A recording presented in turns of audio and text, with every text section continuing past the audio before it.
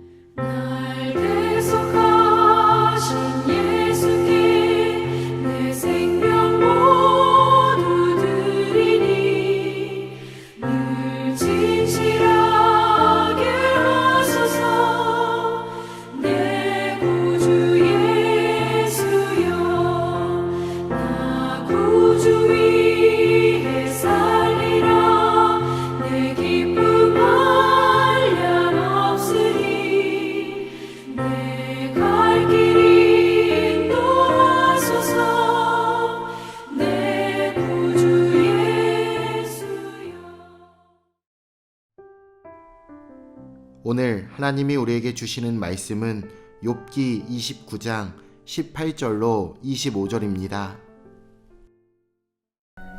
내가 스스로 말하기를 나는 내 보금자리에서 숨을 거두며 나의 날은 모래알같이 많으리라 하였느니라. 내 뿌리는 물로 뻗어나가고 이슬이 내 가지에서 밤을 지내고 갈 것이며 내 영광은 내게 새로워지고 내 손에서 내 화살이 끊이지 않았노라.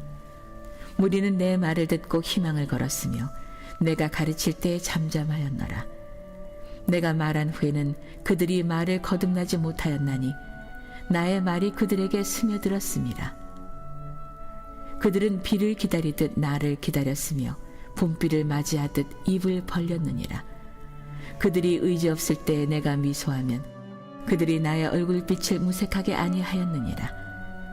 내가 그들의 길을 택하여 주고 으뜸되는 자리에 앉았나니 왕이 군대 중에 있는 것과도 같았고 애곡하는 자를 위로하는 사람과도 같았느니라.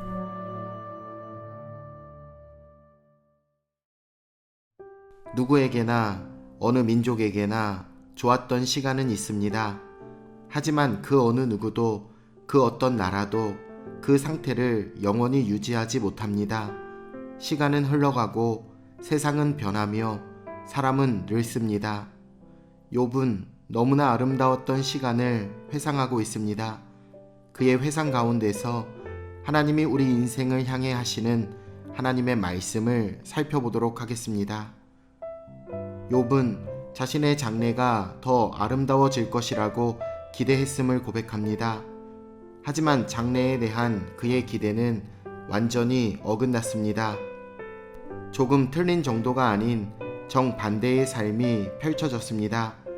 장차 어떤 일이 펼쳐질지 알 수 있는 사람은 없습니다. 그래서 성경은 우리의 미래에 관해 분명한 한 가지를 알려주고 있습니다. 자기 마음을 따라 살아가는 사람이 있고 하나님의 뜻을 발견하고 그 안에서 살아가는 사람이 있다는 것입니다. 하나님을 따르는 삶이 비록 평탄해 보이지 않더라도 그 길 끝에는 하나님이 예비하신 선한 것이 있습니다. 재앙이 임하기 전에 욥이 자신의 미래에 대해 기대를 품었던 이유는 그때까지 삶이 너무나 좋았기 때문입니다. 어떤 변수가 발생해도 그의 삶을 뒤흔들 수 없을 것이라고 생각했습니다. 물질도 자식도 많았습니다. 누구보다 온전했으며 누구에게나 존경받았으며 하나님 앞에선 신실했습니다. 하지만 그런 사람에게도 전혀 예상치 못한 재앙이 덮치는 곳이 우리가 살아가는 이 세상입니다. 세상은 자기 확신으로 살아가는 곳이 아닙니다. 언제 어떻게 될지 알 수 없는 것이 바로 우리의 인생입니다. 그래서 하나님 없이는 안 되는 것입니다. 욥은 다른 사람에게도 큰 영향을 끼치며 살았습니다. 사람들에게 희망을 주었고 사람들이 그의 가르침을 따라 삶을 결정할 정도였습니다. 우리 주변에도 이런 사람들이 있습니다. 뛰어나고 지혜로워서 사람들의 삶에 큰 영향을 끼치는 사람이 있습니다. 그러나 이런 사람들의 추락은 그 자신과 다른 사람에게 큰 충격을 주기에 충분합니다. 어쩌면 우리가 겸손하게 처신해야 하는 이유 중 하나가 이것일 수 있습니다. 높은 위치에 있다는 것은 언젠가 큰 위험에 맞닥뜨려서 추락할 수 있음을 의미하기 때문입니다.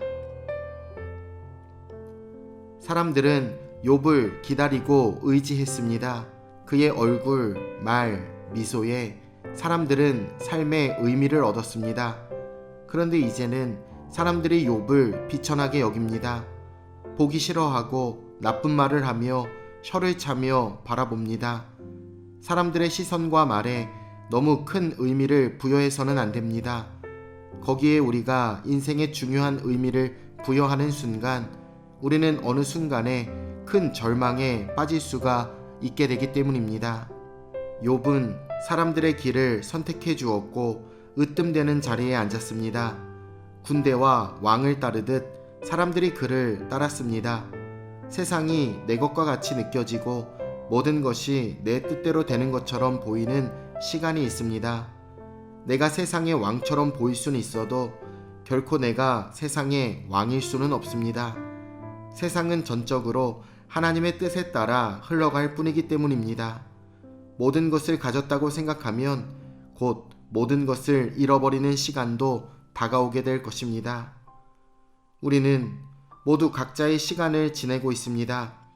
이 시간이 아름다운 사람도 있고 버거운 사람도 있습니다.